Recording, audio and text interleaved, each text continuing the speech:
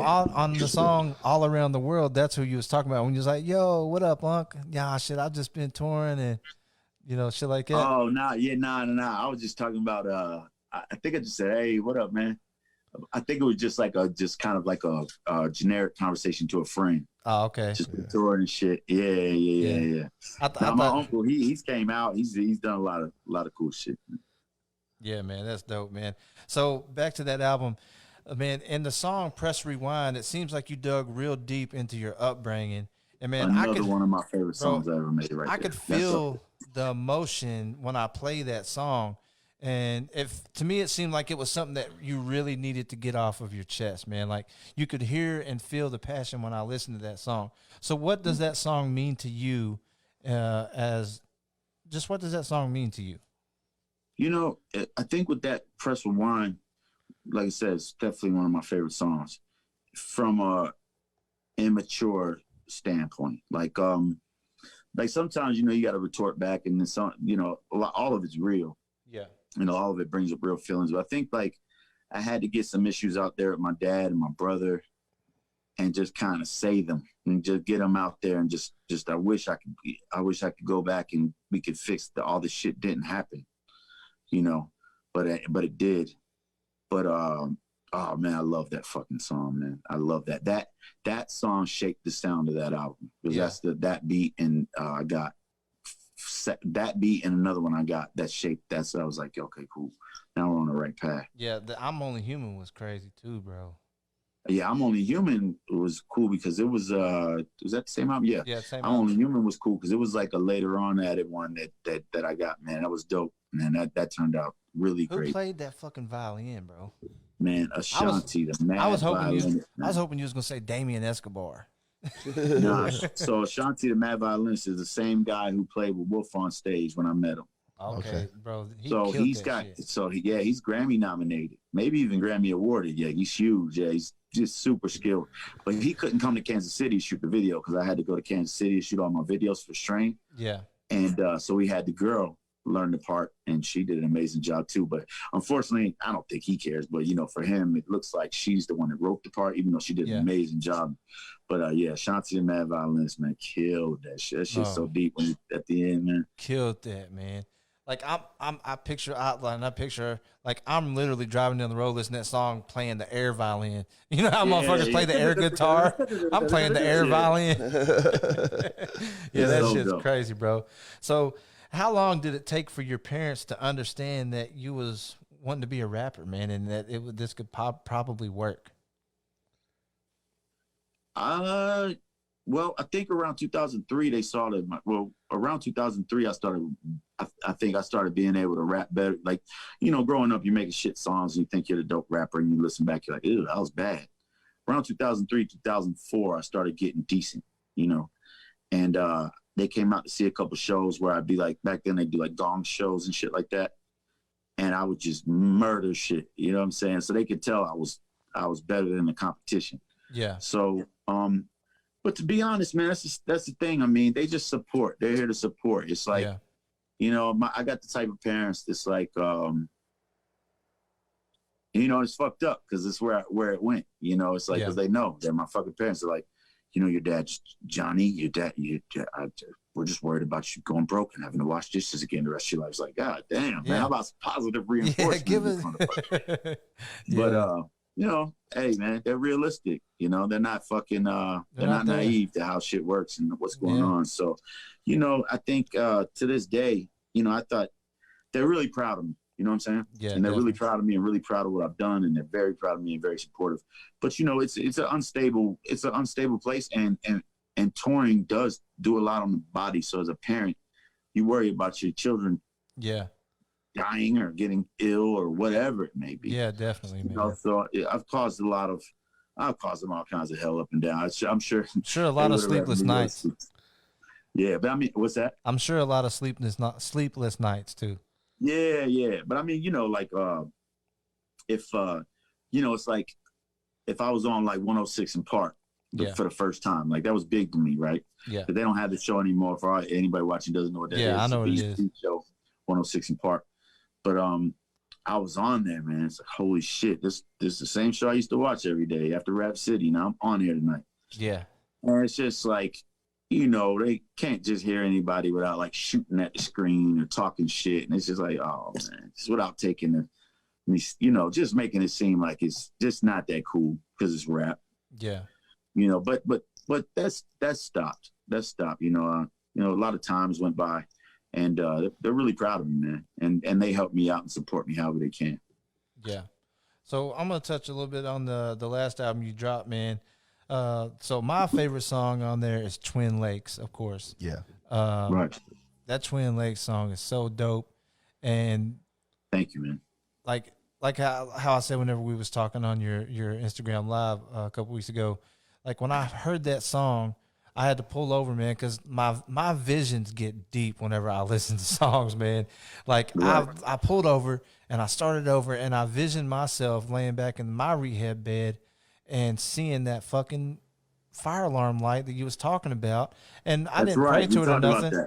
I didn't pray to it or nothing, but I can see you doing that. You know what I mean? Like I was visioning you laying there and just like, I don't know why I know why I'm here, but can you please just blink that red light and help me through here? You know, like just I can vision you. That red light was like my little imaginary friend. Yeah. I was sitting there crying, like tears falling out my eyes, just looking at that thing like, Jesus Christ, what the fuck did you do? Yeah. You fucking blew it all, you fucking idiot. Just looking at that like, would you consider that maybe your spiritual awakening?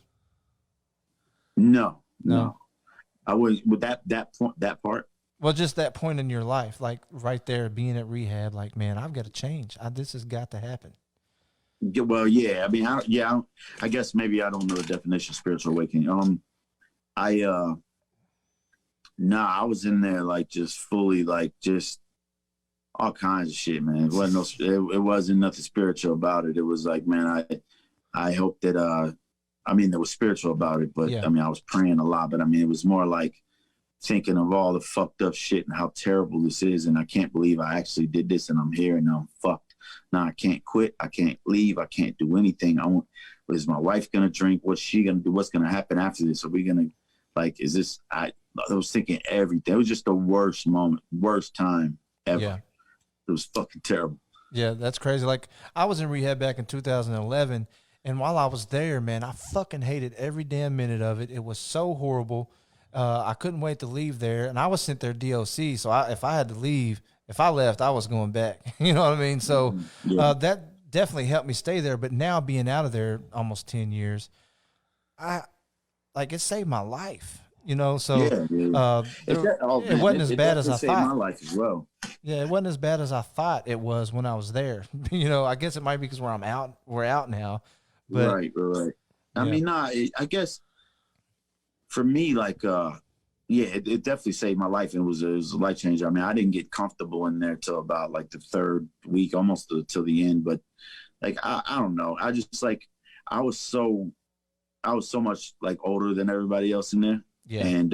And I've been, you know, from touring and being around so many different walks of life all my life. And I just, you know, people are in there having fun and shit, man. I had just no nonsense attitude. I don't know if I think they said that a special case was coming in. In other words, somebody was some celebrity or something. So they were kind of anticipating me to act like an asshole or act like I'm special or something. And I say that because they kept thanking me for not being that way. They were really surprised.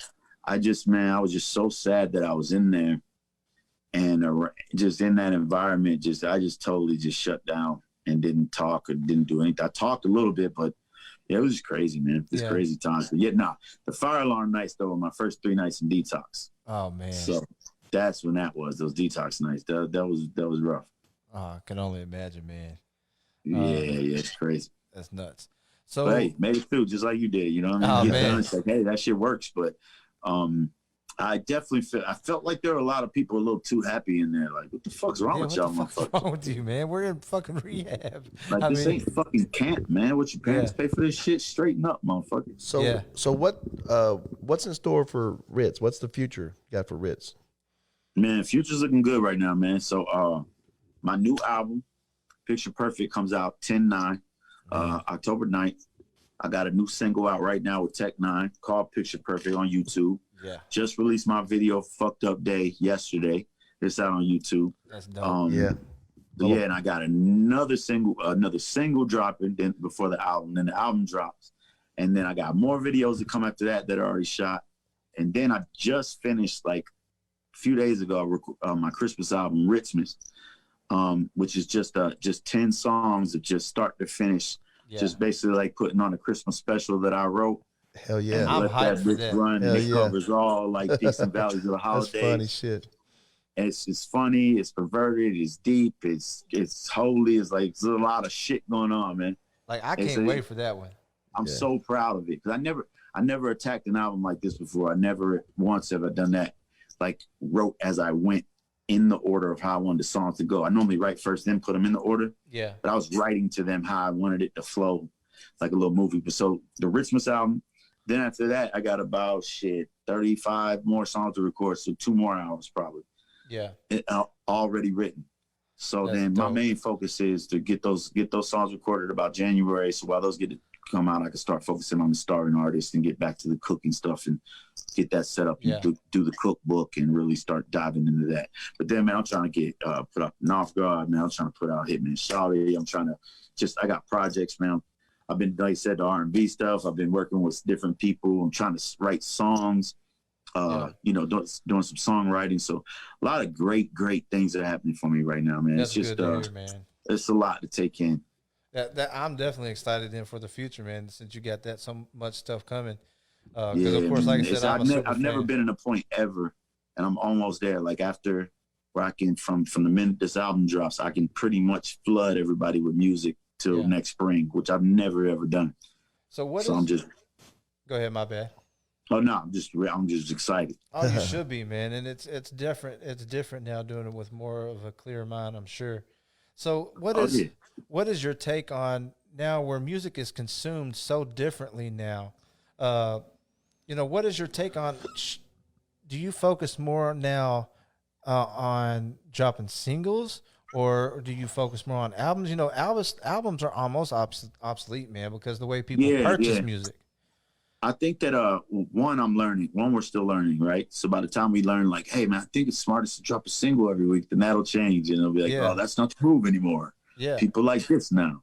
And it's like, man, I just literally before we did this, I just had a long ass exhausting meeting about this rap game shit, and it was like, it's so hard if you're always playing figure out what's new and what's the move. You drop it right now and just act like you're so cool. You don't need to promote. Like, here, my album's out. Or do you do this? Do you do that? It's all this shit. Yeah. But definitely quantity is important now. Yes. And which I've never been a quantity person. I like to make albums and do that. But that's what's also been helping me, right? Because now I can just write songs without having to worry about them, being this perfect album. But I will say, I hope that I'm going to try not to ever lose that mind frame of making an album, whether they consume it like that or not. Yeah. My mind works at what song comes first and how it flows. Yeah. And they can pick it up however they want. But regardless, my music's probably going to always be made that way. But hopefully, the goal is for me, hopefully I'll have so many songs left over after those albums are there. Then I can just start putting out shit constantly too. That's dope, man. Well, there's a method to your madness. You know what I mean? So that's why. Yeah, but people, I see people complaining about song length and stuff like that from all artists. And it's like, well, y'all consume the music so fast. Shit, why are you going to do a 4-minute song with 3 verses on there when you if you play it back, because it was only 2 minutes and 30 seconds, we get another point of a cent. You know what I'm saying? So, I mean, it's the way it's consumed is the way we make the shit. It's like, I'm not gonna put 20 songs on an album and only get paid for 10 of them. Yeah. Just so y'all can hear them and ask me, that album was great. What's coming out next week? Yeah. What's coming out next week? Yeah. Good album, Rittz. What's next? Damn, sit with it, ride around with it. That's how it is right now. Everything's so fast. Yeah, everything's so fast. I mean, it's cool though. I mean, it's cool to be fast like that too. But man, you guys might have to wait a month or two. Yeah. So I know we talked a little bit about this earlier, but this was definitely down on the bottom of my thing here. So do you have a preference of someone that you do a feature with? Like say Joe, this is just an analogy. Joe down the street hit you up. His music is not that great, but he He But really he's got wants the to money. feature.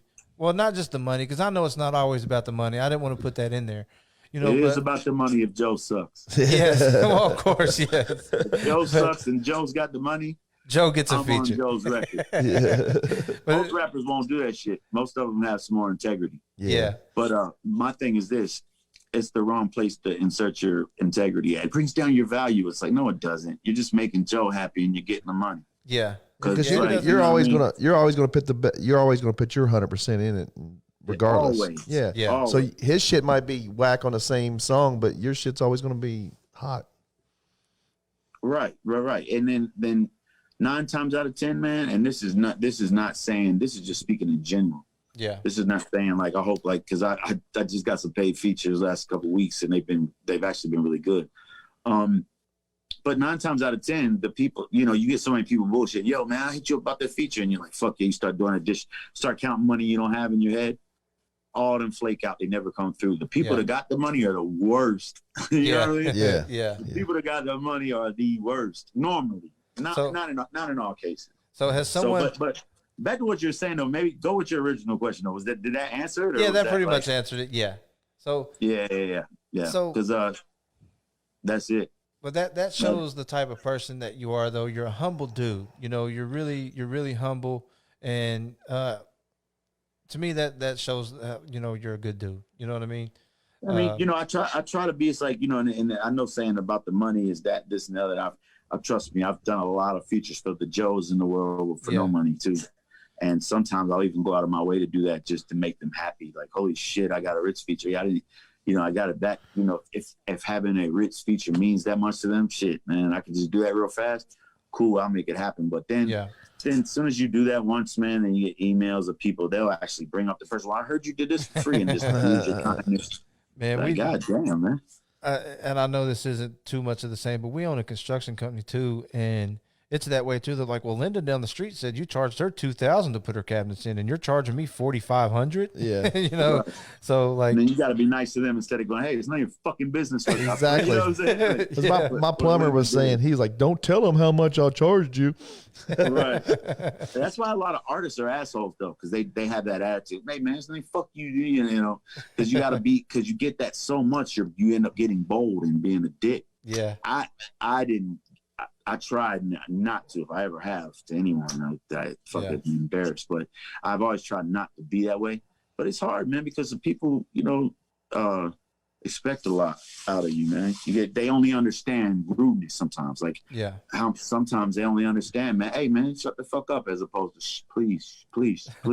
Hey, in the comments, man, my homie John Porky, he said, I don't even rap and I want a Rittz feature. Hell yeah. That's what's up. I'll take a loan out. Hey, man, I got you, man. Get that money, bro. Exactly. Oh shit, that's fucking funny, man. So with the with this COVID, I know you give a lot of game out and free. Yeah, you know what I mean? You give a lot of game, and so explain to these people, like, we talked a little bit about this on your live too. This COVID thing has really hurt artists, and especially the independent artists like yourself. Touring and merch is like 95% of y'all's income, and you not being able to tour and do shows, and just explain to the up and coming artists how important this is. I was talking about this online yesterday, and some dude was like, "Man, whatever." I didn't get mad about it. I get it too, because money's a weird thing to talk about with anybody, right? Like, even at your own job, you're like, how much you make? Yeah. But it's like, I talk about the money shit because I have a lot of inspiring rappers. That's why you're asking me the question. That are my fans, and they need to know that shit, man. I wish I had, same way I wish I could have got a feature from a rapper I like for $3,000 back when I was rapping. I'd have saved up. I would want the rapper to tell me, like, what the fuck this shit really is, like what, how this shit really works. And like, man, to put myself in perspective, I went through a bad downhill. To put the corona shit in perspective to y'all, how it's affected me, I went through that bad downhill situation with my money, and money not spending it on sports cars and shit like that. Just being frivolous with it, but also helping people out and being very generous and fucking myself. Then also having a drug and alcohol problem. Spent my last $15,000 on rehab. Yeah. cash, and I was living off credit cards because it wasn't shit coming in. Yeah. So then when I get out of rehab, my credit cards are dead. So that whole year, I got a tour to make some money, right? So, but that's to pay. I'm already got $100,000 debt. So whatever I make on these 2 tours is gone. Yeah. It doesn't even count. It's not even my money. Yeah, exactly. So anyway, it's my money, but it ain't mine. So then I made it through last year. Corona came.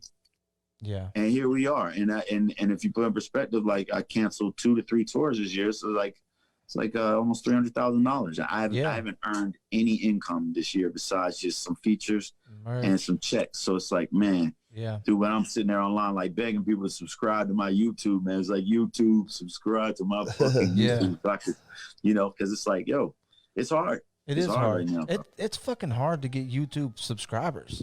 Period. Yeah, it is. Oh yeah. Like, well, my manager was just saying my new video just came out. 75 or 90%. I forgot what it was. It was something outrageous. Doesn't even subscribe to my page to listen to the song. Yeah. Yeah, exactly. Yeah. And they don't understand the algorithms and how YouTube pays. I mean, I know a little bit, not a lot. Well, man, if they subscribe, subscribe, they would get if they subscribe, they get notifications. They watch the video quicker, and then you just end up getting more popular, more money, more everything, and it's just a better look around. It just helps. And right now, there's not too many outlets to promote on, so you're pretty much doing it yourself. So your YouTube and you releasing videos that's it. Yeah, and we're going through that with our DAF stuff, the comedy stuff I was telling you about. It's really hard to get YouTube subscribers. We can get Facebook subscribers all day. I mean, followers all day. I mean, we've gained 4,000 more followers. It's so easy on Facebook, but YouTube is so hard. It is, and it's with me. I get it. I same thing, content, and you guys with this setup, it's just constantly they want to see content. So I definitely putting out more videos is going to help me. Next year to start an artist is going to help me. But it's very important, man. That right now, especially to support the artists however you can. I mean, definitely. Fuck that the Cameo app that I'm doing. It's man, I do that shit $20 a pop. Yeah, but the thing is, man, it's like shit. I'm not gonna frown at fucking $300. That's groceries. Yeah, hell yeah. And guess what? I ain't made shit all fucking year. I need this motherfucker. You know what I'm saying? So it's like, and then it makes it rough when people hit you up like you got it, and then you also at the same time have everybody else who knows you wanting to borrow money like you got it. Oh yeah. And it's crazy, man. Yeah, the rap shit's crazy, but you can make a lot of money, man. But without touring, man, it's fucking rough. So you talking about the cooking shit and groceries just brought up because for one, I'm fat and I'm hungry now. Yeah, so, me too. But you made some fucking burgers the other day, bro, and you put it on your Instagram. Yeah. Bro, them motherfuckers look good. I was ready to drive to Georgia. I'm like, nice guy. You ready? Man. I'm ready, man. We heading to Gwinnett. We need a fucking burger. Yeah, man, I love it, man. I think, man, that's the ultimate goal. It's like get these songs out there, get this moving, put out a cookbook, start doing more Starving Artist episodes. And then the ultimate goal for me, we have a restaurant sometime, but I would love to be able to tour and have my own food truck follow. So since I don't drink and it's weird for me at venues, get the hell on. I'll go cook for people in the truck. Yeah, that is a dope ass idea, bro. So you can come taste my food at the show. You're all hammered afterwards. Go ahead and get some meals from the artist, by the artist. Yes, that's what I was going to say. By the artist. I could be out there real quick, Yeah, because that could sell it. You could do the show and then say, all right, guys, meet me at the food truck. We can get your food together and an autograph on your wrapper. You know what I mean? Yeah. Or just the fact that they know that that's my recipes, my food being done out. I instructed right after they just saw me get off stage. So that's something I'm really looking forward to. I'm also trying to do this thing called a soul bar. Yeah. And I want to make it like a bar to where it's like feels like you're going out to a bar, but there's no alcohol. Yeah. So like that way you don't feel, because some people that are getting off alcohol, they're used to going to bars and their whole nightlife changed. So like maybe you can go there and get you some non-alcoholic drinks, maybe with some energy drinks, get some milkshake, shit like that, but still have that atmosphere. Yeah. Have music, have a little cool spot set up. Plus, there's no one drunk, so there's no assholes around. There's nobody fucking with your girlfriend and nothing. Just have a nice place. order my food at the soul bar, man. Yeah. I got just a few more questions, man. We've been on here almost 2 hours, and I really, really fucking appreciate it, bro. Oh But man, thank you, dog. Thank you. so, is it easy talking about or hard talking about your personal relationship with your wife and your music? And the only reason I ask that is because a lot of rappers, per se, always put off this image like fuck bitches and, you know, blah, blah, blah, this and that. But you, on the other hand, you talk about your sincerity and like how much you love your woman and stuff like that. You know, is that hard for you? Is that just something that you're very, very proud of? I think you're proud of it. You know, you talk about it, but what is that to thanks you, for man? Hey, put it this way. Thanks for wording it that way. Yeah. It is by far the number one biggest problem. And I just now 2 weeks ago promised I'd never bring her up again. So it's like it sucks, man. Like this career has been so hard on my relationship. Yeah, I could imagine. And I think I love talking about my wife. You know, I love my wife very much. And thank you for wording it like that, because when she sees this, she just, you know, it's very hard on her, man. And it's like, and it's really hard on her because I'm such an open rapper. So if you're in my circle, it's just like, homie, you drove the car. Yeah. Unfortunately, man, if I know you and you're deep and you play that big a role, you affect my life that much, you probably gonna end up in a song. Yeah. Well, so, you know, and with her, you know, fans start hitting her up, you know, talking shit. You know what I'm saying? It's hard. And then she also has to see other stuff involved with that, and then it makes it look like I'm bullshitting and that everybody knows about her. So it's it's been so fucking hard, man. It's crazy. Just sometimes I just wish the fans and people would. I mean, I get artists being wide open these days, but I just think, man, you should leave the wives alone, man. They let them be off limits, bro. You even talking to them, because it's crazy, man. It's fucking, and I say it this much because I'm very, like you said, a lot of people are married, and or very close to their other half, but don't really mention it that much. Yeah, and I mention it a lot because it plays a big part in my life. Yeah, she plays a big part of your life. But god damn, boy, it's like, man, it's hard on us. Hard on us. I bet it is. I mean, I had like just being on live, like a dude just totally lying the other night. I mean, going in talking shit and just like, you know, that shit just is rough. So, you know, it's funny you said that, man. I'm glad I did that a bunch because, you know, it's getting to the point where, you know, if it helps you, then I just won't even mention it. Because I looked at it differently. You know, of course, you talked about the struggles, but that don't say, you know what, his wife done that? I can't believe that. Fuck her. You know, that looked, to me, that looked like, you know, this dude is really talking about this because he needs to. And he really like, loves his wife. Hey, I talked to you, you know, I see you talking about your wife, but hey, I saw him at the hotel, blah, blah, blah, and, you know, just making up shit. Yeah, I heard, on the one song you said, you got congratulations on your, he said, you could touch them, Rittz, I don't mind. I said, congratulations on your lady's tits. You got pics, don't put them online because my girl might flip out. Oh my God, man. And the shit that just goes on, man, it's just so, they don't even think how bad that's going to hurt that person when they read it. Don't care. Don't even think, like, hurt me all you want, man. Yeah. But and that's another thing, you know.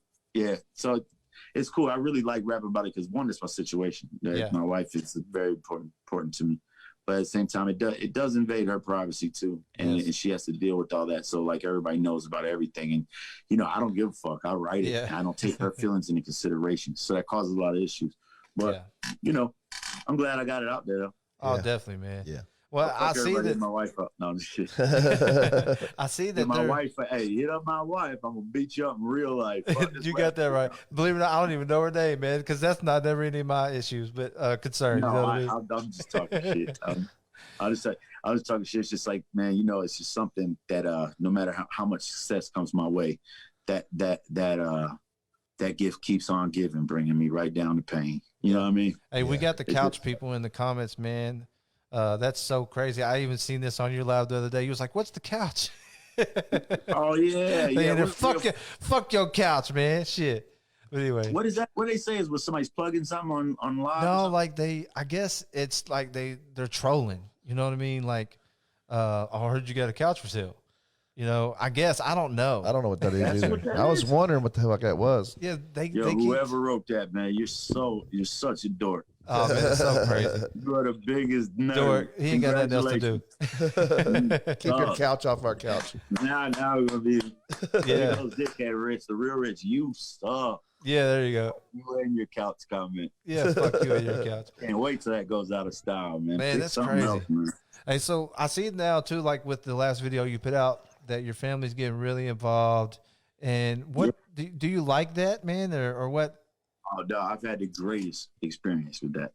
That's dope, It's man. been showing me that this CNT shit, and I'm finally so put a crown on it. I didn't really get to do it too much. So I did the album, went on tour, and I toured like hell most of the year.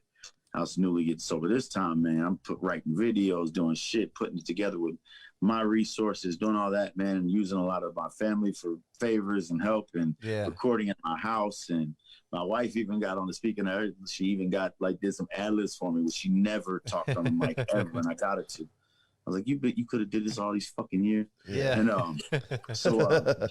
but man, dude, having my cousins, my nephews in videos and shit like that, yeah, it's awesome. I mean, their parents, of course, I put them on a song called "Fucked Up Day." It was like fucked up, but man, the video was dope, man. Look, when you grabbed that handful of cake, your nephew looked at you like, "This motherfucker, I can't believe." You know, me and my boy was talking about this last night. It was like, it's crazy how long this shit takes, and it's for anybody watching. So, right, so we started Clientele, which is CNT. In my basement, 1995. CNT was a group of rappers with Slick Boys and half CNT, half Slick Boys kind of linked up. And we were a crew that rapped and a crew of friends. It took me all those years to get a record deal, come out underneath somebody, come out underneath another person, go through hell, go to rehab, get clean, and now I'm finally back with CNT and my friends and family, just like I was coming out the basement. Like it took that long to achieve and to go through all that to achieve what I was trying to achieve in 1995. Yeah. Crazy. It is crazy, man. And like you said, I heard you say this on your live a couple of days ago, because you said, if I knew what I know now about the rap game when I first started, shit would be so different. Oh, yeah, man. Fuck, dude. I mean, I thought I was going to rap, put out an album, go on tour, and answer fan mail. You know, that was the exactly. Plus, man, I had no idea. I was always preparing to be the next big white rapper. I didn't know I was gonna be like the dude's little, like looked at as the other white rapper's little homie. That was never the plan. And then to go from there to a label that's pretty cult following, I mean, it just totally was not the plan at all. So I didn't even know how to, to fit in that. And then people look at me like that. It's hard to adjust to, because I've always been the head of this CNT shit. I'm the top of the chain. You know what I'm saying? Like top of the line. Like it's like I've never been a follower, in other words, and I had to do that to come up. So it was a lot to swallow for me. So I didn't expect my entrance into the game to be like that at all. Yeah, that's crazy. And I heard you yesterday to everyone. I'm sure you get this a lot. Everybody talks about you and Eminem doing a song together and this, that, and other. Yeah. But, man, I tell you what, I don't like, and how you talk about how he raps fast now, I do not like him rapping fast, man. I do not like the new Eminem style. And don't get me wrong, he's one of my favorites, so don't take that the wrong way. But I think so. So, one, I'm still so back in the day, old school. Eminem had such a big impact on me. Like, I don't even want to talk shit about him, but you know what I'm saying? Yeah, because Eminem's a bad motherfucker. I gotta give him respect. Plus, but man, to me it sucked because like I like hearing him rap, period. But the fast shit, it's like, come on, dog. Like basically when Eminem came out, man, he stepped the bar up for like to be a white MC. You had to be so lyrical. Yeah, and he did lyrics in such a cool syllable. I mean, it was just amazing. Crazy. And then he did all that, and then became big, and then I came out. Started rapping fast, and then Wolf came out, started rapping fast, and DK was rapping fast. All these rappers started rapping fast, and then they all started fading away. I mean, don't get me wrong, not fading away, falling into what their style really, is, finding their groove. Yeah. Tech Nine, don't get me wrong, they've been doing that fast rapping shit for a long time. Midwest, different thing. I'm just talking about what we were listening to where I'm at here. Yeah. And just mainstream, basically. I guess I'm referring to the mainstream. Yeah. And man, so then, once Will started doing his thing, and then, MGK doing his thing, not rapping as fast all the time, it's like the lane is opening up for me. I'm seeing the light. Like, man, I'm about to finally get the space out. And then the one person that's rapping fast is the greatest. It's like, yeah, exactly. Come on, man. Let What me the have fuck? this, dog. I had to go. You probably set me back 10 years by coming out anyway, motherfucker. Let me just have it. Can I He's please? good at it. Can He's I great. please get He on is this good. fucking stage? Yeah. But yeah, definitely dope, man. And He's, like somebody was wanting me to do that challenge though, but it's like I'm not gonna do a No, fast you can't rapping do that. challenge when I feel like why would I try to rap the way I rap? yeah, Yeah. What, just to see if I can hold an extra breath or two? Fuck off. yeah, man, that's crazy. Well, Rittz, man, I'm sure I could sit here and ponder up some more questions, but Oh man, that's just fun, bro. we definitely had a great night, man. I've been looking forward to this night since you said yes, you would do it, man, and I really Man, appreciate thank you, it. I didn't get no fucking sleep last night thinking about this fucking show. I'm Oh, sitting there man, thinking, that's what's I'm like, is my shit gonna hold up? I went and bought a brand new computer just to make sure the shit did not fail. Fucking everything, man. So this meant a whole lot to me. And if Man, you it ever means a need lot to me, bro. if you ever need some recitement of your music, all you gotta do is call me. Yeah. I will, man. Like, hey, do you know what I said right here? If you ever get bored and want to be on a podcast, just call us. Hey, man, y'all let me know, man. If y'all ever want me to join in, or y'all want to get my take on something, holler at your boy. Shit, I'll Hell fuck yeah. around. Hell yeah. Man, but yeah, the questions are great, man. You guys are great. The set looks great. Everything y'all are doing looks good, man. I wish y'all the best of luck, man. Thanks so much for having me on here. Hey, thank you. The questions, I hope I didn't seem like too much of a dick or too much of a hater. I got nothing but love for my boys, people that put me on, that help me out. I just like to be real and let people know, like, what the situation is a lot of times and shit. And I appreciate y'all giving me that outlet, man. Yeah, we'll No, Let people get definitely, to know me a man. little appreciate better. you, man. We appreciate you. If Yeah. there's anything you want to plug at the last minute, just holler it out. Yeah, man, go check out my new video, Picture Perfect, my new video, what's it called? Fucked Up Day. Fuck that day. And go pre-order my new album, Picture Perfect, right now. If you get an ultimate bundle package, you get a free pair of sunglasses at ritzmerch.com. Yeah, man, that's Hell dope. yeah. Merch is- I'm definitely gonna send you the link to the dead as fuck stuff, man. That Yes. funny stuff that Yes, we've been do that. doing, man. If you want a good laugh, we got a lot of funny skits and shit that we do, man. That I think you would enjoy. Man, I'd love to check it out, man. Definitely shoot me a link. Check out the nice guy Andy podcast too on Sunday. Yeah, Yeah, man. Y'all just text me a link. I'm on it, man. All right, I'm cool, checking it man. out for sure. Thank you. man. I appreciate it, Ritz, and I definitely Yeah, you'll be I here hope to from see me, you bro. again on a Saturday, bro, on my shit too.